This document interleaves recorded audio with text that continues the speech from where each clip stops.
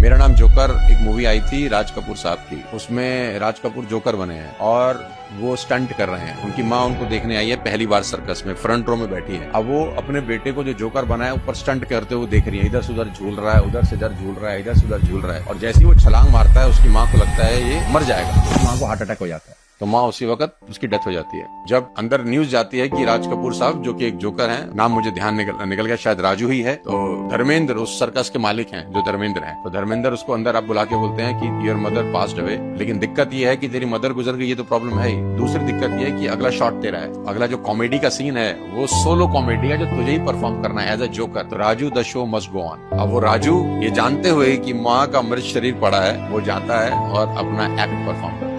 ये बहुत बड़ी बात है कि आपका पर्सनल लाइफ और प्रोफेशनल लाइफ बहुत अलग होता है। इसको कभी जिंदगी में मिक्स करने की गलती नहीं करना चाहिए। The day people understand this concept, life will be so easy.